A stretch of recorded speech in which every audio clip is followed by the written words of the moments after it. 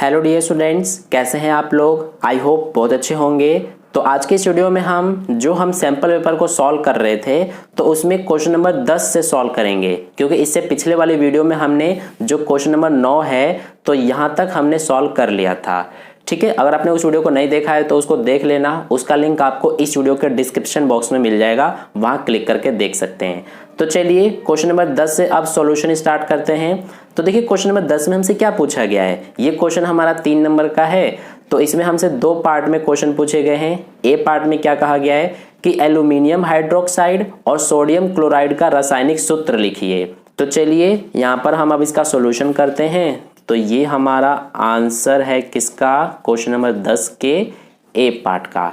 तो हमसे aluminium hydroxide और सोडियम क्लोराइड का रासायनिक सूत्र लिखने के लिए कहा गया है। तो यहाँ पर हम लिख लेते हैं। तो देखिए जो हमारा एल्यूमिनियम हाइड्रोक्साइड का सूत्र होता है, रासायनिक सूत्र, वो होता है हमारा Al ब्रैकेट में हो जाएगा OH3। ठीक है, ये हमारा होता है रासायनिक सूत्र किसका, एल्यूमिनियम हाइड्रोक्साइड का, और सोडियम क्लोराइड का होता है हमारा NaCl। ठीक है, तो ये दोनों हमारे आंसर है। अब इसके बाद यहाँ पर देखिए बी पार्ट को करते हैं।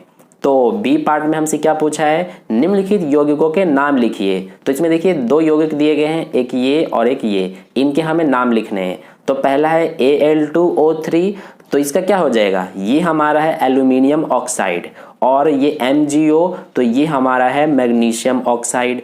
ठीक है, तो ये क्या है, एल्यूमिनियम ऑक्साइड और ये मैग्नीशियम ऑक्साइड, दोनों को यहाँ पर लिख लेते हैं हम।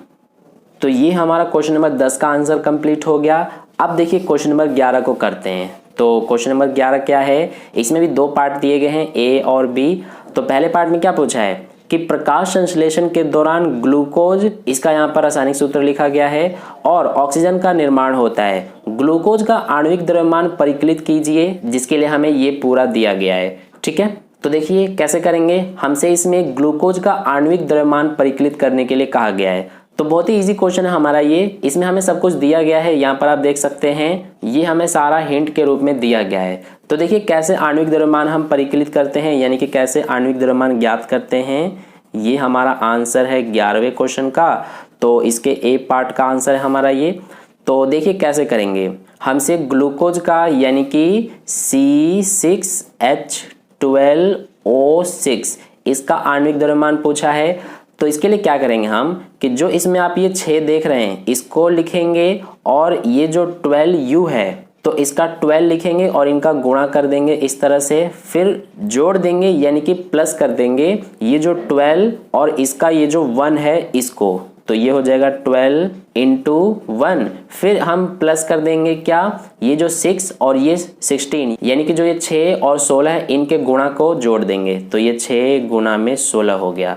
ठीक है, अब देखिए इसको सॉल्व करते हैं। तो सबसे पहले हम गुणा करते हैं, तो ये हो जाएगा 12 6 72 प्लस 12 कम 12 प्लस 16 6 96। अब इनको जोड़ेंगे 72 12 और 96, तो ये आ जाएगा हमारा 6 2 8 और 2 10 का 0 हासिल 1 7 1 8 और 9 17 और 1 18, यानी कि 180, और ये हो जाएगा U। तो ये हमारा ग्लूकोज का आणविक द्रव्यमान आ गया। ठीक है, बहुत ही इजी होता है आणविक द्रव्यमान ज्ञात करना। अब देखिए हम बी पार्ट को करते हैं। तो बी पार्ट में क्या पूछा है कि 12 ग्राम कार्बन 12 में कितने परमाणु उपस्थित होते हैं। तो इसका आंसर यहाँ पर हम लिख लेते हैं। तो देखिए हमारा जो बी पार्ट है उसका आंसर ये हो जाएगा, यानी कि 6.022 गुणा 10 की घात 23 इतने परमाणु कार्बन 12 के 12 ग्राम में उपस्थित होते हैं। ठीक है, तो ये हो गया क्वेश्चन नंबर 11 का सॉल्यूशन कंप्लीट। अब इसके बाद नेक्स्ट क्वेश्चन नंबर 12 देखिए। क्वेश्चन नंबर 12 में क्या कहा गया है कि धनायन और ऋणायन को परिभाषित कीजिए। जब सोडियम क्लोराइड को पानी में घोला जाता है तो यह सोडियम और क्लोराइड आयन बनाता है। इन आयनों को धनायन और ऋणायन आयनों में वर्गीकृत कीजिए। इन आयनों के संकेत भी लिखिए। तो चलिए इसका आंसर करते हैं। अब हम इसका आंसर जो है वो मैं डायरेक्ट यहाँ पर लिख देता हूँ। ठीक है, तो इस तरह से हमारा क्वेश्चन नंबर 12 जो है उसका आंसर ये पूरा है। आयन आवेश कण होते हैं कोई भी परमाणु या परमाणुओं का समूह जो एक या अधिक धनात्मक या ऋणात्मक विद्युत आवेशों को वहन करता है। धनात्मक आवेशित आयनों को धनायन कहा जाता है। नकारात्मक रूप से आवेशित आयन ऋणायन होते हैं। धनायन का यहाँ पर आप देख सकते हैं संकेत, सोडियम ये हमारा धनायन है और ऋणायन का देख सकते हैं ये हमारा क्लोरीन जो है वो ऋणायन है। ठीक है, तो ये हो गया हमारा जो क्वेश्चन नंबर 12 है उसका आंसर कंप्लीट। अब इसके बाद नेक्स्ट क्वेश्चन नंबर 13 देखिए। तो क्वेश्चन नंबर 13 में हमसे क्या कहा गया है, यहाँ पर इसमें हमें दो पार्ट दिए गए हैं ए और बी। तो सबसे पहले समस्थानिक किन्हें कहते हैं ये पूछा गया है और फिर दो समस्थानिकों के उपयोग भी लिखिए ये हमें कहा गया है। ठीक है, तो सबसे पहले समस्थानिक किन्हें कहते हैं ये हम लिखेंगे अपने आंसर में और फिर दो समस्थानिकों के उपयोग भी लिखेंगे। तो एक बार मैं आपको बता देता हूं कि समस्थानिक किन्हें कहते हैं, जिनकी परमाणु संख्या समान लेकिन द्रव्यमान संख्या अलग होती है उन्हें हम क्या कहते हैं, समस्थानिक कहते हैं। ठीक है, ये आपको याद रखना है। और इसके अलावा संभारिक जो होते हैं वो भी आपको याद रखना है। संभारिक में क्या होता है कि परमाणु संख्या तो अलग अलग होती हैं लेकिन द्रव्यमान संख्या समान होती हैं, तो उन्हें हम संभारिक कहते हैं। तो हम समस्थानिक किन्हें कहते हैं, इसकी परिभाषा और इसके दो उपयोग अपने आंसर में यहाँ पर हम लिख लेते हैं। तो देखिए इस तरह से हमने आंसर लिख दिया कि जिनकी परमाणु संख्या समान लेकिन द्रव्यमान संख्या अलग होती है उन्हें हम क्या कहते हैं, समस्थानिक। और इसके दो उपयोग भी लिखने के लिए कहा गया था। तो देखिए दो उपयोग ये रहे, कैंसर के उपचार में कोबाल्ट के समस्थानिक का उपयोग होता है, ये पहला उपयोग हो गया। दूसरा, घेंघा रोग के इलाज में आयोडीन के समस्थानिक का उपयोग होता है। ठीक है, इसके अलावा एक और आपकी एनसीईआरटी बुक में दिया गया है, तो तीनों में से कोई दो आप लिख सकते हैं। तो ये हो गया हमारा क्वेश्चन नंबर 13 के ए पार्ट का सॉल्यूशन। अब देखिए इसमें हमारा बी पार्ट भी है। तो बी पार्ट में क्या पूछा है कि दिए गए परमाणु संरचना के चित्र में दर्शाए गए परमाणु की पहचान कीजिए, इसका इलेक्ट्रॉनिक विन्यास भी लिखिए। तो इसमें आप देख सकते हैं ये हमें दिया गया है परमाणु की संरचना, तो हमसे इस परमाणु की पहचान करने के लिए कहा गया है और इसका इलेक्ट्रॉनिक विन्यास भी लिखने के लिए कहा गया है। तो देखिए इस परमाणु की पहचान हम करेंगे, यानी कि ये कौन सा परमाणु है। तो देखिए ये हमारा, इसमें हम देखेंगे कुल कितने इसमें इलेक्ट्रॉन है। तो इसमें आप देख सकते हैं कि जो ये पहला कोश है यानी कि जो ये के है इसमें दो इलेक्ट्रॉन है, एक ये। ठीक है, और इसके अलावा जो ये दूसरा कोश है यानी कि एल, इसमें 1 2 3 4 5 6 7 8 यानी कि दूसरे वाले में 8 हो गए। और जो ये तीसरा कोश है यानी कि एम, तो इसमें एक ये यानी कि दो कोश हैं। तो 2 8 और 2 यानी कि 2 8 10 और 2 12, कुल इसमें 12 इलेक्ट्रॉन है यानी कि इसकी परमाणु संख्या 12 हो गई। तो 12 किस तत्व की परमाणु संख्या होती है, तो वो मैग्नीशियम की होती है। ठीक है, तो इसीलिए इसका आंसर हमारा क्या हो जाएगा, मैग्नीशियम हो जाएगा। तो यहाँ पर हम लिख लेते हैं बी का आंसर Mg यानी कि मैग्नीशियम। इसका इलेक्ट्रॉनिक विन्यास भी लिखने के लिए कहा गया है। तो पहले कोश में 2 हो जाएगा, दूसरे कोश में 8 और तीसरे में 2 ही बचेगा, तो ये 2 लिख देंगे। तो ये इसका इलेक्ट्रॉनिक विन्यास हो गया। ठीक है, तो ये हमारा आंसर हो गया जो क्वेश्चन नंबर 13 है इसका। अब इसके बाद नेक्स्ट हम क्वेश्चन नंबर 14 को करते हैं। तो क्वेश्चन नंबर 14 देखिए, यहाँ से हमारा सेक्शन सी स्टार्ट है और इसमें जितने भी क्वेश्चंस हैं वो सारे आपके 4-4 नंबर के होंगे। वैसे इसमें 2 ही क्वेश्चन है, क्वेश्चन नंबर 14 और 15।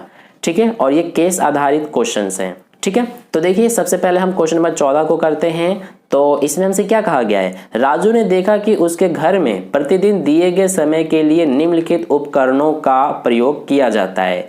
तो यहाँ पर आप देख सकते हैं 40 वोल्ट की 4 ट्यूबलाइट 8 घंटों के लिए उपयोग की जाती है, 120 वोल्ट का एक टीवी 6 घंटे के लिए और 1000 वोल्ट का पानी की मोटर का पंप 1 घंटे के लिए यूज किया जाता है।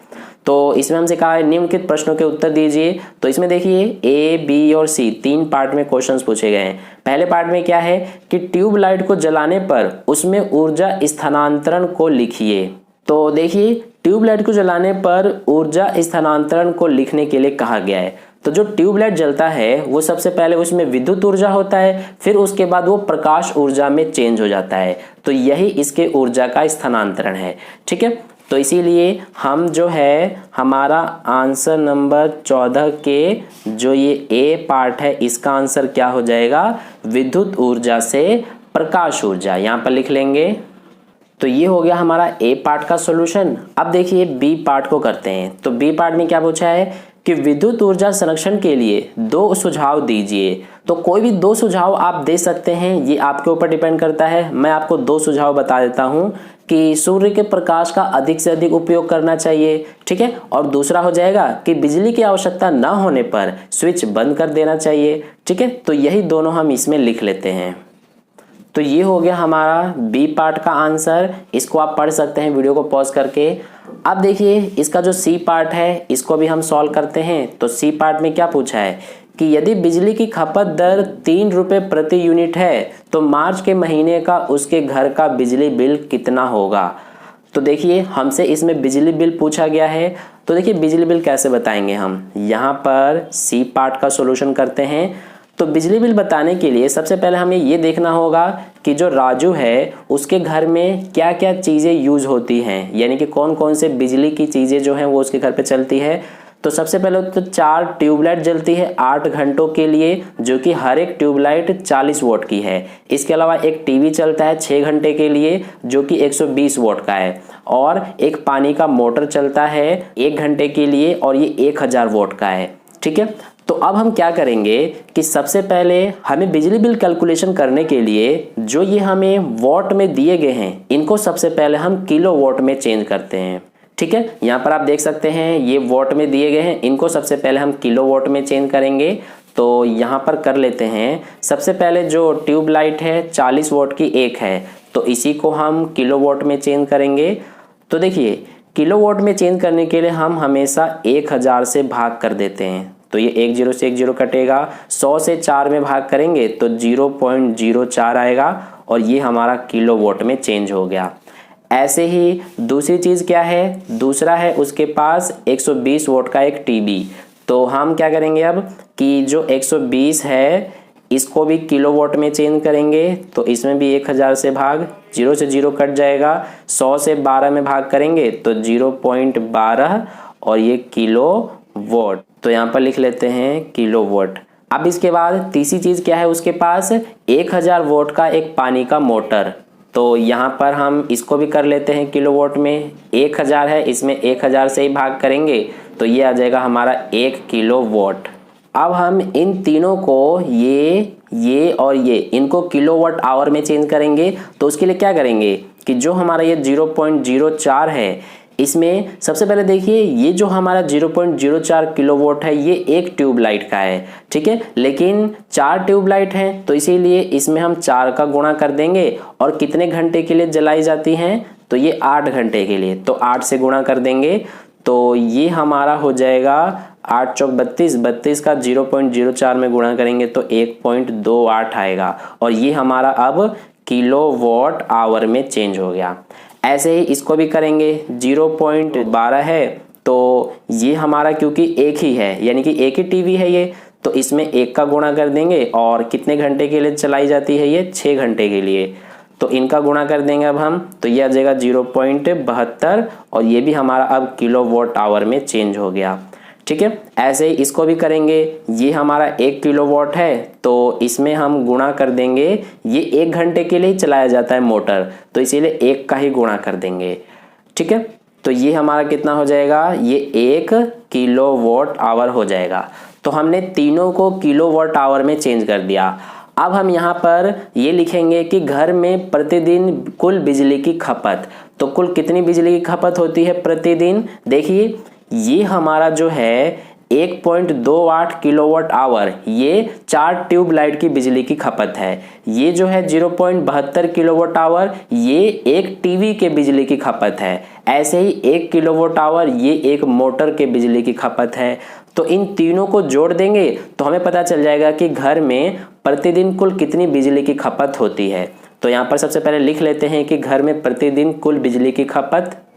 तो देखिए ये कैसे बताएंगे, जैसे कि मैंने आपको अभी बताया, इन तीनों को जोड़ देंगे। तो जब इन तीनों को जोड़ेंगे तो ये हमारा आएगा 3 और यहाँ पर लिखेंगे यूनिट, क्योंकि हम किलोवाट आवर को यूनिट ही कहते हैं, ठीक है। आई होप आपको ये बात पता होगा। अब देखिए हमसे पूछा है कि मार्च के महीने में उसके घर में कुल कितना बिजली का बिल होगा, ठीक है। तो ये पता करने के लिए सबसे पहले हम ये पता करेंगे कि मार्च के महीने में कुल कितनी बिजली बिल यानी कि कितना यूनिट आएगा उसके घर में। तो यहाँ पर लिखेंगे कि मार्च के महीने में कुल बिजली खपत, तो ये कैसे बताएंगे हम? इसके लिए क्या करेंगे, एक दिन में कुल कितनी बिजली खपत हो रही है 3, तो इसका गुणा कर देंगे। मार्च महीने में कितने दिन होते हैं 31, तो गुणा करेंगे तो ये आ जाएगा 93, यानी कि 93 यूनिट एक महीने में यानी कि मार्च के महीने में खपत हो जाती है। अब हमसे पूछा है रुपए, यानी कि कितना बिजली बिल आएगा मार्च के महीने में।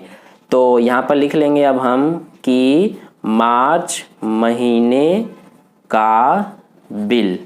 तो ये कैसे बताएंगे, हमें देखिए क्वेश्चन में कि जो दर दिया गया है 3 रुपये प्रति यूनिट दिया गया है, यानी कि 1 यूनिट का 3 रुपये लगता है। तो 93 यूनिट है टोटल, तो इनका कितना रुपये लगेगा? इसके लिए क्या करेंगे कि हम 93 का गुणा कर देंगे 3 में, तो ये आ जाएगा 3 तिया 9, 3 9 27, यानी कि 279 रुपये ये मार्च के महीने का बिजली का बिल है।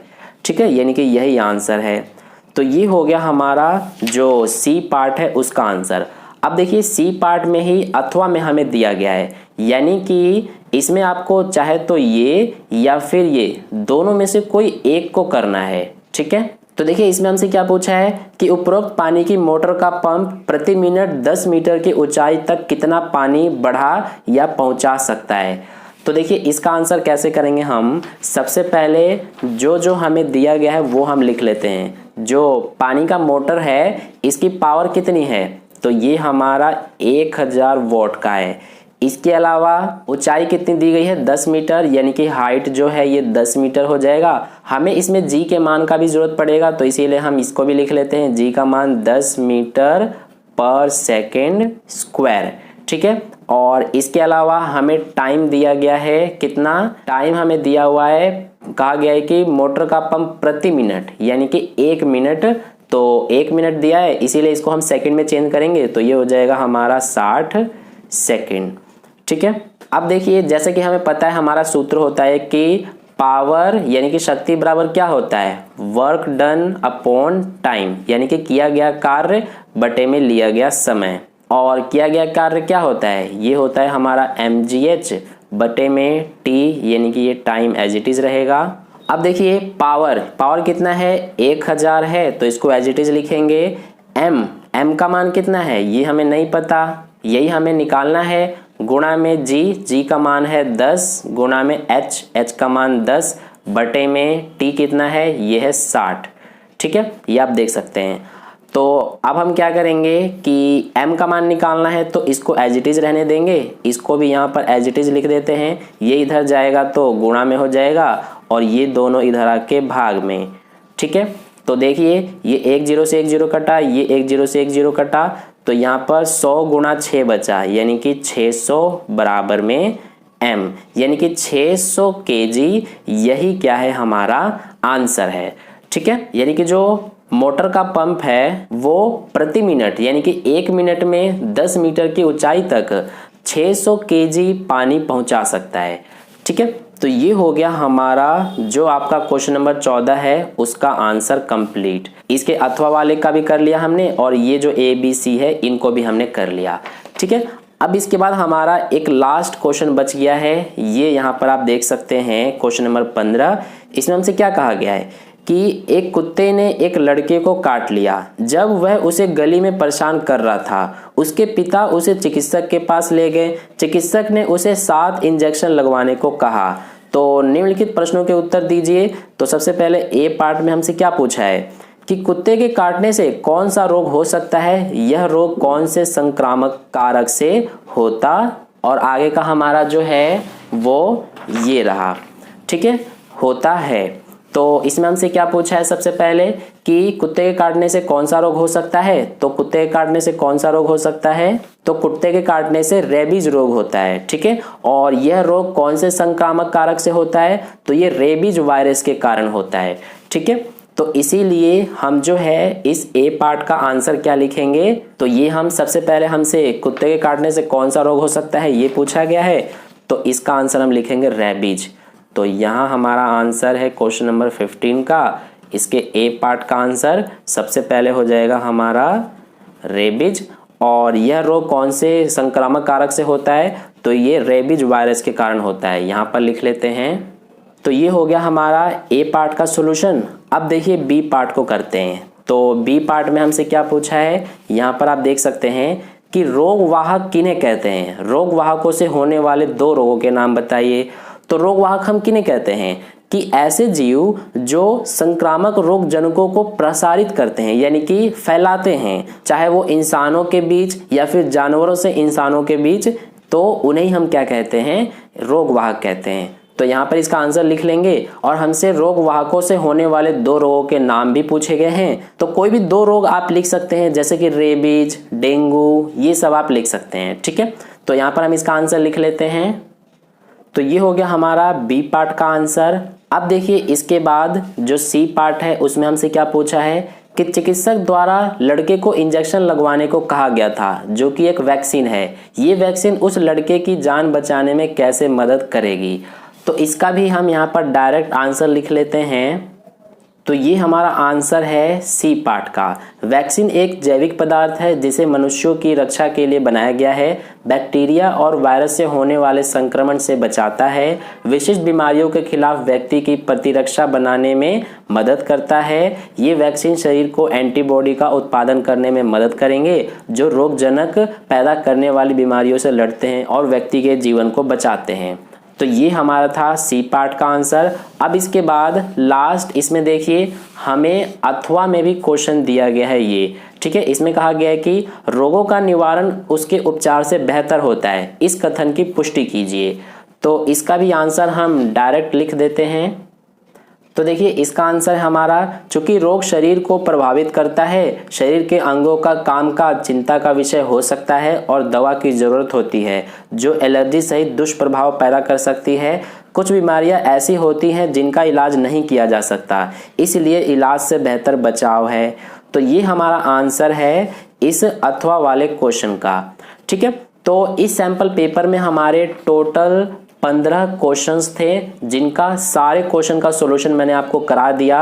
ठीक है, आई होप आपको सभी क्वेश्चन के आंसर अच्छे से समझ में आ गए हैं। अगर आपको फिर भी कहीं पे कोई डाउट है तो आप मुझसे कमेंट करके पूछ सकते हैं, मैं आपको समझाने की पूरी कोशिश करूंगा। ठीक है, तो अगर आपको वीडियो अच्छा लगा है तो इस वीडियो को लाइक कर देना, अपने दोस्तों के साथ भी शेयर कर देना, और अगर आप चैनल पर नए आए हुए हैं तो चैनल को सब्सक्राइब करके बगल में जो बेल आइकन आता है उस पर ऑल नोटिफिकेशन पे क्लिक कर लेना, ताकि नेक्स्ट वीडियो जैसी अपलोड की जाए उसका नोटिफिकेशन सबसे पहले आपको मिल जाए। मिलते हैं फिर नेक्स्ट वीडियो में, धन्यवाद।